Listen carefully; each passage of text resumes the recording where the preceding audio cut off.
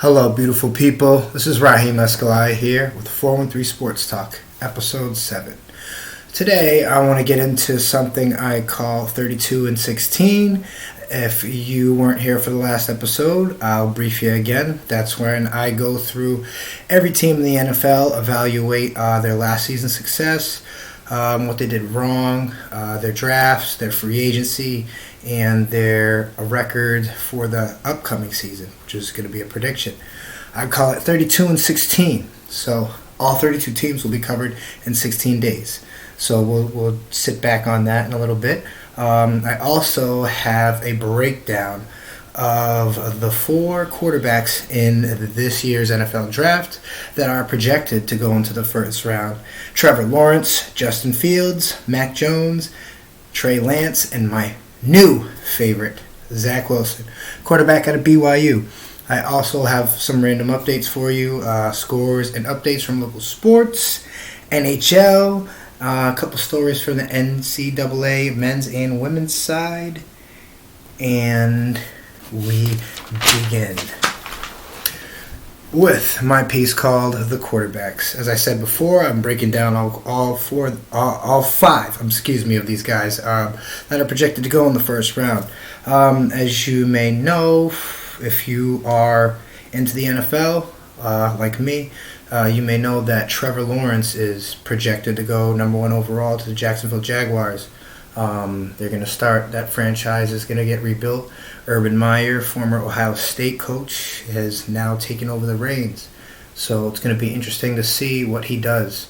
Being that I just mentioned that, we'll get right into Trevor Lawrence. Trevor Lawrence was a quarterback of the Clemson Tigers from 2018 to 2020. But in that time, he went 34-2 as a starter. He lost twice in his whole collegiate career and once in his high school career.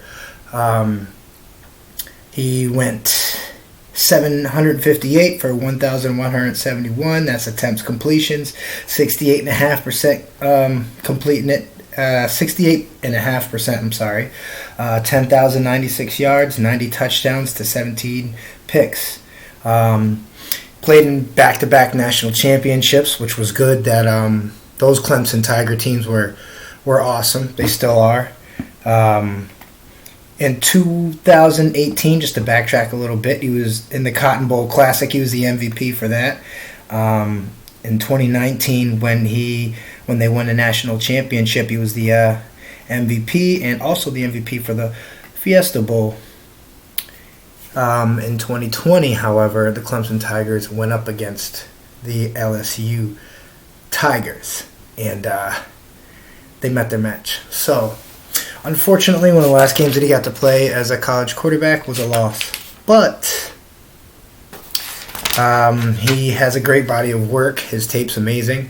I don't think there's anything that he can't really do.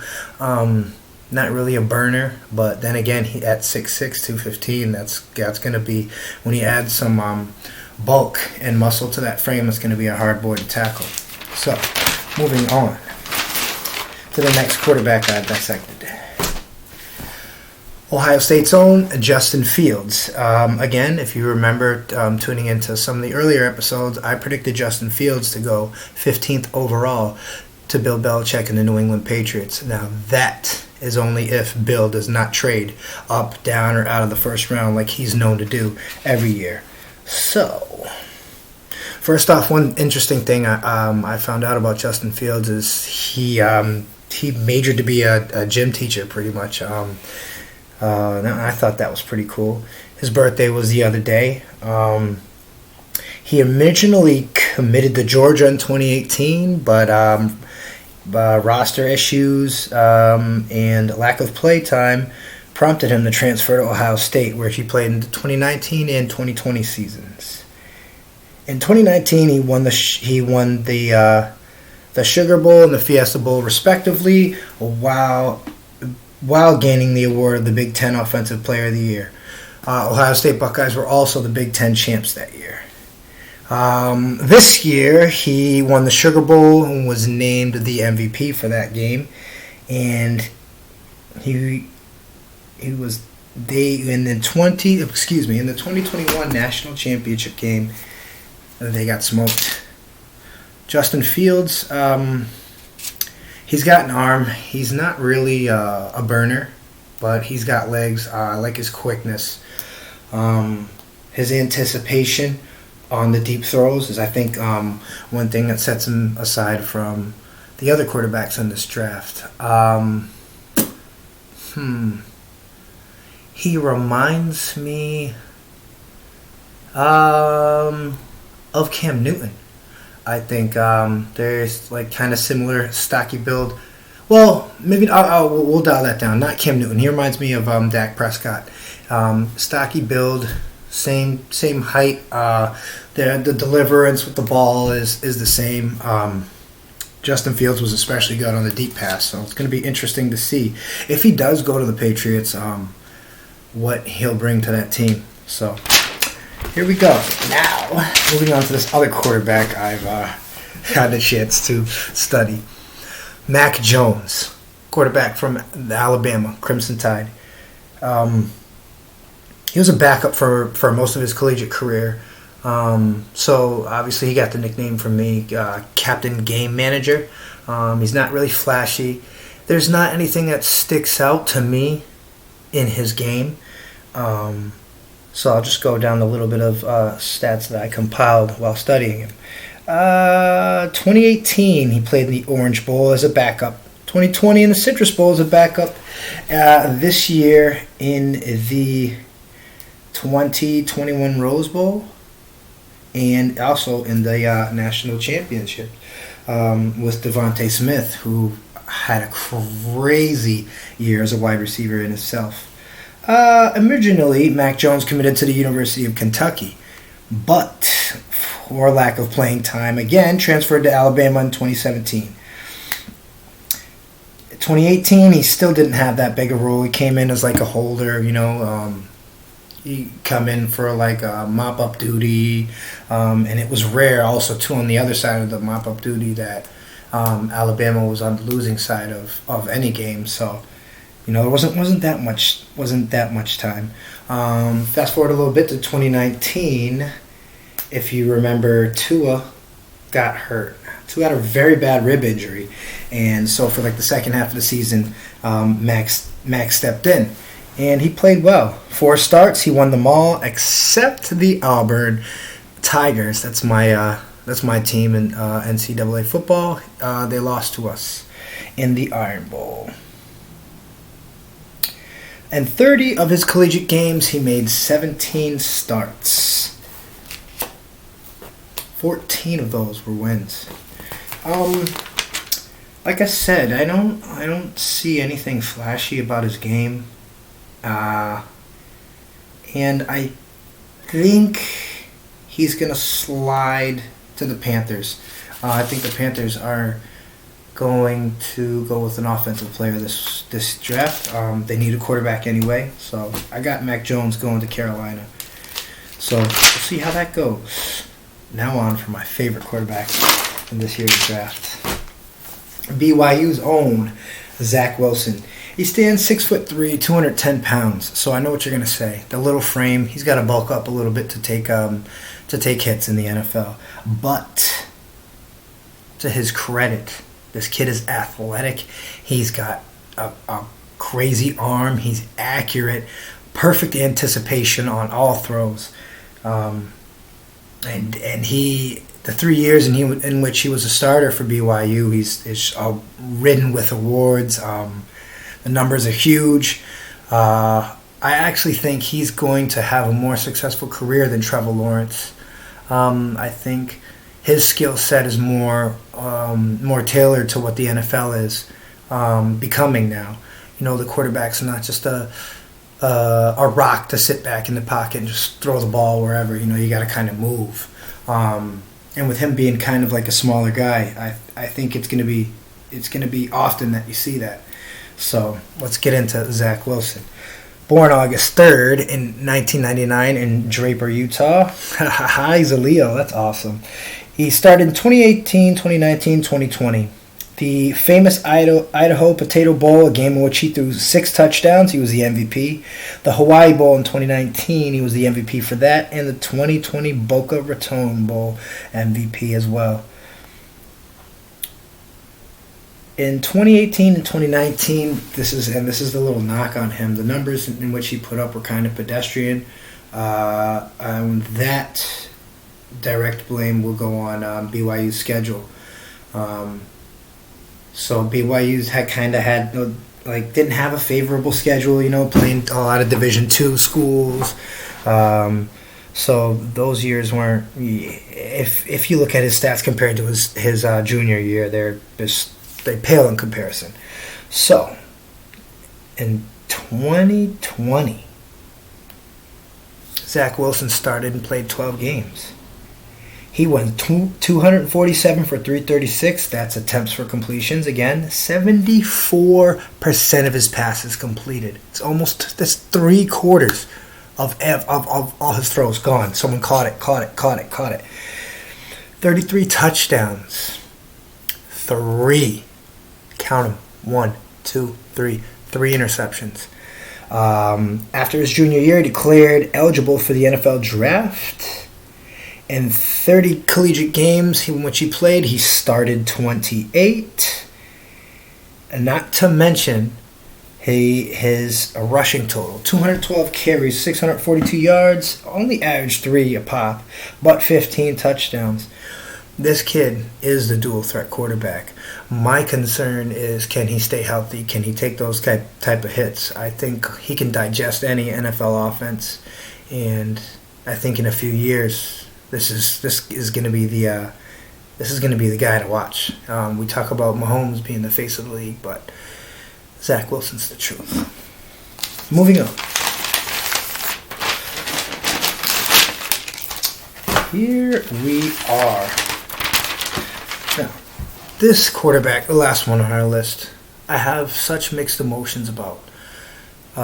Trey Lance, quarterback from North Dakota State University. Hold on. I understand Carson Wentz went to that school, so if that's what we're going to go on and think he's going to have a horrible career, oh, God. But Trey Lance, he looks all the parts of a future franchise quarterback. He's got the arm. He can scramble. The weird arm angles he throws at, just like Patrick Mahomes. What concerns me, and probably concerns a lot of other people, GMs, scouts, lack of experience. In 2020, Trey Lance played 1 game, and his team was only allowed to play 1 game due to coronavirus concerns. So 2019 and 2018 were the only years that you could really judge on. 2018 was kind of shaky, more interceptions and touchdowns, although they were FCS champions. Again, not a Division I school. So when evaluating Trey Lance and any quarterback from a school like this, that's the one thing you have to always take into consideration. Who did they play and how many games did they play? He won the Jerry Rice Award in 2019, the Walter Payton Award, and those are 2 high collegiate honors. And like I said before, everything about him screams to be the next big star. But a lack of experience, and the experience that he had were playing community colleges, and when they're compared to some of the NFL competition or the other pro systems, even in college, they really pair in comparison. So it's going to be interesting to see what Trey Lance does. I think he's going to the Falcons at number 4. We'll see. That draft's in a couple weeks. So. Now on to some random updates. What do I have? Something that I think's a bit of a big aspiration. The Alabama Crimson Tide's AD standing for athletic director, stated that he plans to see them having full capacity in fall 2021. Full capacity in that stadium. It would be nice to see, but only if if everybody's adhering to the COVID-19 guidelines, that disease doesn't care who you are, athlete, regular citizen, doctor, nurse, preacher, whatever, doesn't matter. And that's why people need to stay safe, be vigorously washing their hands, keeping masks on, for stuff like that to be possible. Probably more than likely next year you start to see stuff like that, but it's definitely lofty. But then again, that's Alabama and that's the SEC. And as you saw, a lot of other schools who played 1, 2, 4, 3, 4, 5 games. Not even some schools not even playing. The SEC said, "Oh, we don't care. We're playing football." So yeah, we have the NCAA Men's Final Four tournament coming up. That's Thursday, March 18th to Monday, April 5th. As you know, also the women's tournament starts shortly after the men's. The good thing about this year, though, and I'm so excited about this, the women's side has opened up to 64 teams. So both sides will have 64 teams, full brackets to fill out, and that's very exciting. It's been a while, and I like how society's changing, and with the way society changes, sports adapts to that, and you get to see things that you've never normally seen in sports, like we saw a female kicker from Vanderbilt, Washington football team with hiring a full-time female coach. So it's really good to see inclusion, really good to see everybody getting involved in sports and not just men. It's really cool. So shout out to the NCAA women. I know they're happy. I know they are hype, and I wouldn't be able to control myself if I was one of them. So moving on, Friday, April 30th. Oh, backtrack. Oops, I'm sorry. Thursday, April 29th, 2021, we have the first round of the NFL Draft. Following that are rounds 2 and 3, starting Friday, April 30th at 7 p.m. And the NFL Draft concludes with rounds 4 through 7 on Saturday, May 1st. Those are my random updates. Local sports. Boys basketball. Here we are. Again, as I have on my last show. This is the Springfield 4. Special shout out to the Central boys and girls who continue to stay undefeated at 7-0. Putnam's 4-4. The boys, the girls are 5-4. The Sci Tech boys are 3-3. The girls are 2-4. The Commerce Red Raiders, the guys are still 0-7, and the girls finally managed to pick up a win. They're 1-7. Got some scores from you from March 4th. Wacona beating Mount Everett 50-22. March 3rd, St. Mary's beat the Pioneer Valley Charter for Chinese School 36-29. March 5th, we have Monument Mountain and Hoosick Valley. Saturday, Drury and Hoosick Valley. That time is to be announced. And Lee and Mount Greylock will tip off at 12:45. 12:45. In the NBA, we have the Celtics beating the Raptors 132-125.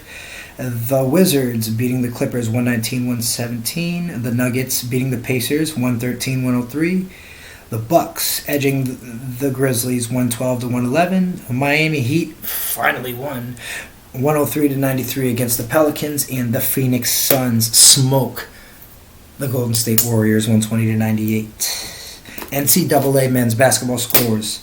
Number 2 Michigan beats MSU 69-50. Number 18 Texas Tech over Indiana State University 81-54. Baylor beats Oklahoma State. Baylor's ranked 3rd in the country, 81-70. West Virginia topples Texas Christian, 76-67. Kentucky is number 13. They beat UTEP, 67-62. Colorado's finally got in the rankings of basketball, the top 25. That's awesome. They beat Arizona State University, 75-61. Oklahoma and Texas, as Texas upsets Oklahoma 69-65. That's what I have for NCAA scores.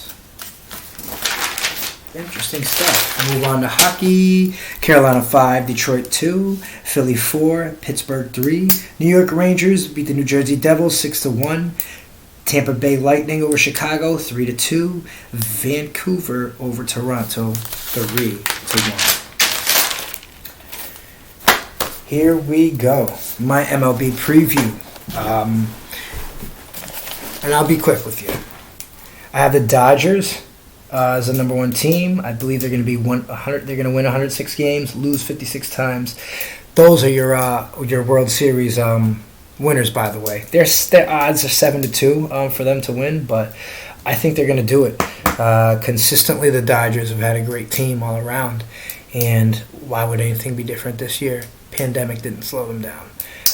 Followed by the Yankees at 2, Tampa Bay Rays 3, the Astros, cheers, at 4, the Minnesota Twins 5th, Atlanta Braves 6th, Oakland A's 7th, the Washington Nationals 8th, Cleveland Indians 9th, the New York Mets 10th, 11th, Cincinnati Reds, St. Louis Cardinals at 12, Chicago Cubs 13th, Milwaukee Brewers 14th, Los Angeles Angels 15th, 16th for the Arizona Diamondbacks, Chicago White Sox 17th. So now we're pretty much at teams that are, again, not going to make the playoffs. Anyway, Philadelphia Phillies 18th, the San Diego Padres 19th, Boston Red Sox. Yeah, I'm sorry, guys, but I think you guys are going to take another back seat. It's still developing. I got them winning 85 games, though. So, anyway, number 21, we got the Blue Jays. The Texas Rangers follow at 22. 23, we got the Rockies. Pittsburgh Pirates at 24. Kansas City Royals 25th. San Francisco Giants 26th. Miami Marlins 27th. Seattle Mariners 28th. Detroit Tigers 29th. Baltimore Orioles, I predict they're going to be 54-108, the worst team in the MLB, with a 250-1 chance to make the World Series.